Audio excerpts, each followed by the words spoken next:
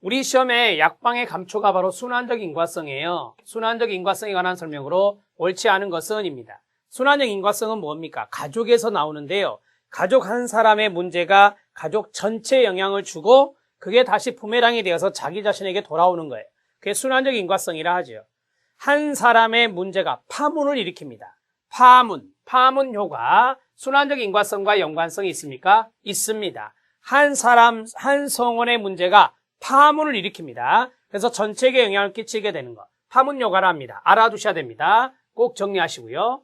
체계적 관점에서 악순환적인 연쇄고리를 파악한다라고 했어요. 맞습니다. 자, 체계적인 관점. 우리가 체계 이론 하면은, 파이가 생각나죠?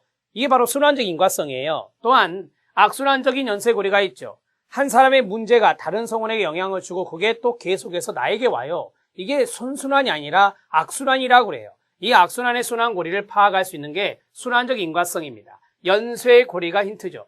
연쇄고리는 이거예요. 이렇게 돌아가는 것을 우리가 연쇄고리라고 합니다.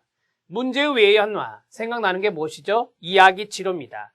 문제의 외연화 기법은 이야기치료와 연관성이 있어요. 화이트가 말한 이야기치료입니다.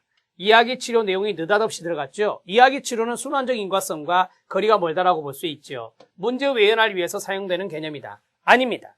자, 그 다음에 그러면 제가 이 3번 지문을 다른 걸로 바꿔볼게요. 순환질문이란 게 있어요. 무슨 질문이요? 순환질문이란 게 있어요. 순환질문은 전략적 가족치료에서 쓰는 거예요. 전략적 가족치료에서 쓰는 순환질문 기법이 있어요. 이것이 바로 순환적 인과성과 연관성이 있죠. 순환적 인과성과 관련성이 있습니다.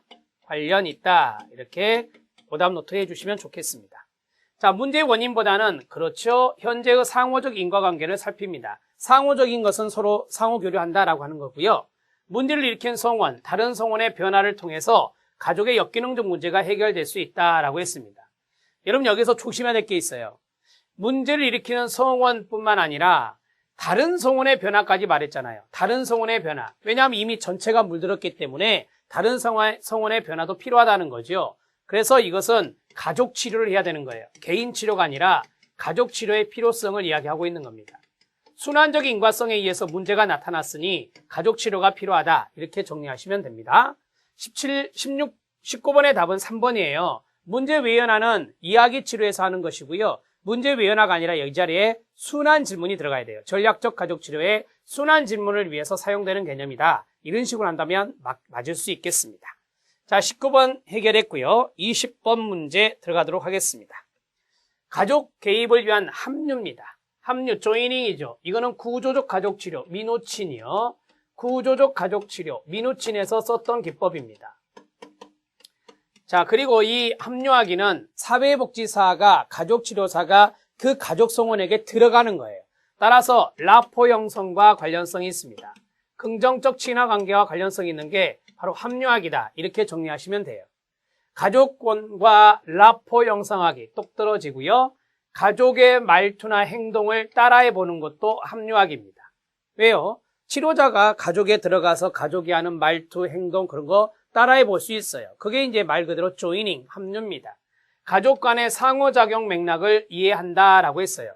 여러분 가족 간의 상호작용이 있죠. 상호작용은 엄마와 아들의 상호작용, 부부 간의 상호작용 들어가서 거기에 대한 맥락을 이해할 필요가 있습니까? 네, 그렇죠. 가족의 역기능적인 패턴을 재구성한다라고 했습니다. 여러분 이게 뭐예요? 구조적 가족치료 기법에 이게 있죠. 역기능적 균형 깨뜨리기가 있습니다. 역기능적 균형 깨뜨리기. 역기능적 균형. 이 균형은 권력의 역기능적 균형을 말합니다. 권력입니다. 권력. 자, 권력이 있는데 그 권력을 깨야 됩니다. 그 구조에 문제가 있으니까. 그래서 역기능적 균형 깨뜨리기가 돼요. 자, 이렇게 정리를 하시면 되겠죠? 역기능적인 패턴을 재구성한다. 생각하세요. 가족의 역기능적인 패턴이 있다. 역기능적인 균형이 있었다. 그것을 깨뜨리는 게 재구성하는 것이다. 이게 바로 별도의 기법에 있어요. 합류하기가 아니라는 거죠. 그래서 탈락입니다. 가벼운 대화로 편안한 분위기 조성하기. 예, 라포 형성과 연관성이 있죠.